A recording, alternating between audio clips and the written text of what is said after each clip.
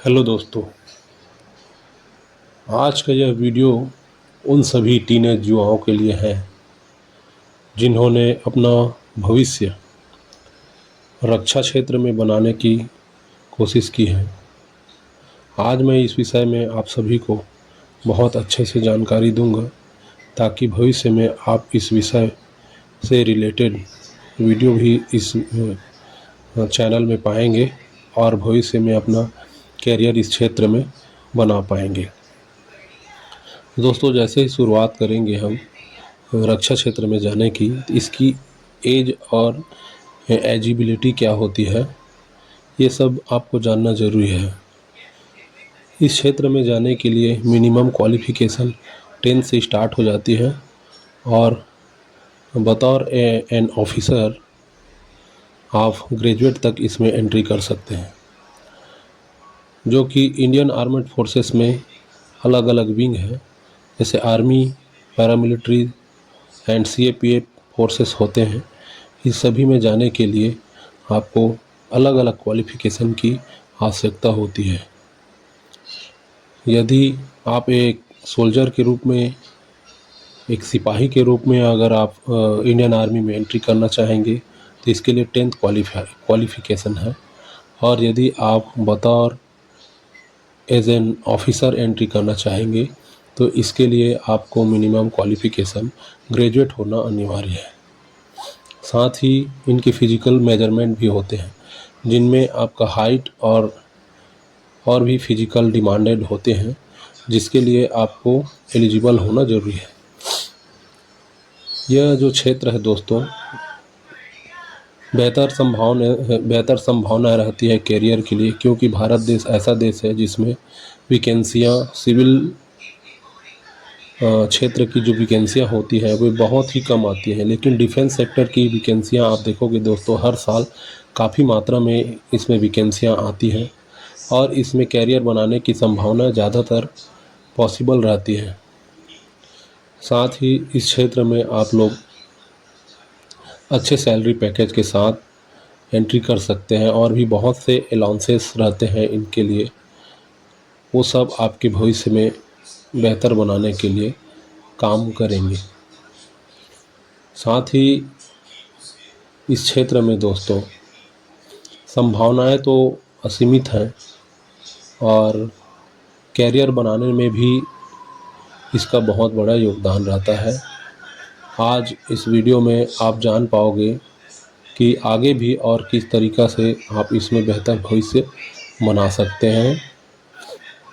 यदि आप अभी स्टडी में हैं दोस्तों, जैसे कि 10th के या 12th के स्टडी में हैं, तो इसके लिए आप बहुत ही प्रिपेयर होकर के तैयारी करिए, क्योंकि ये स्टेज जो होता है वो बहुत ही अपॉर्चुनिटी वाला होता है। अगर पहले से इस क्षेत्र में जाने की आप कोशिश कर चुके हैं या निश्चय बना चुके हैं इस क्षेत्र में जाने के लिए, तो आप बेहतर भविष्य पाएंगे और आने वाले समय में आप निश्चित ही इसमें अपना कैरियर बना पाएंगे। संभावनाएं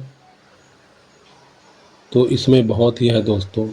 अब मैं एक एक करके आपको इन सभी क्षेत्रों में कैसे प्रवेश किया जाए, इसके लिए मैं एक एक करके आपको हर एक डिपार्टमेंट की जानकारी दूंगा।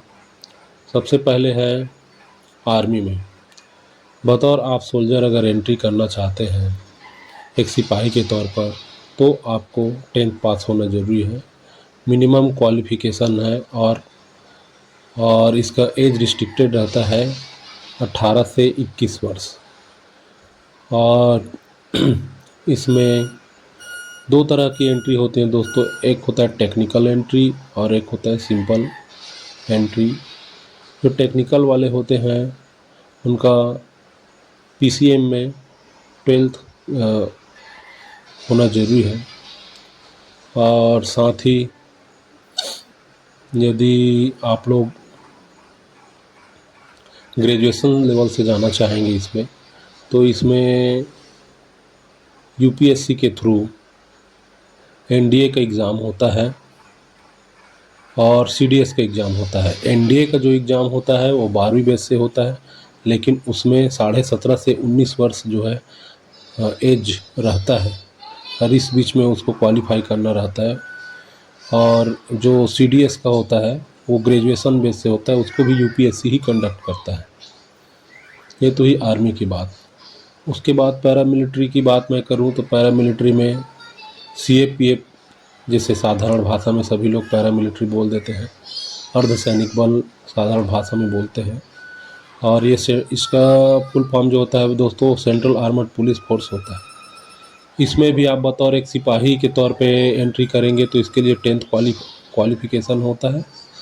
और ये कैटेगरी वालों के लिए इसका आयु 18 से 28 एज तक की चला जाता है, लेकिन नॉन कैटेगरी वाले इसमें 25 वर्ष तक ही अप्लाई कर पाते हैं। साथ ही अगर बतौर इसमें आप ऑफिसर लेवल में एंट्री करेंगे तो सब इंस्पेक्टर का वैकेंसी होता है सीएपीएफ में।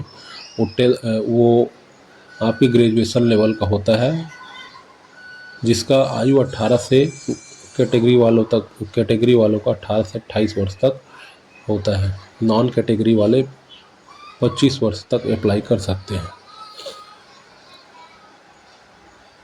ये तो हुई आज की डिफेंस सेक्टर में जाने की जानकारी।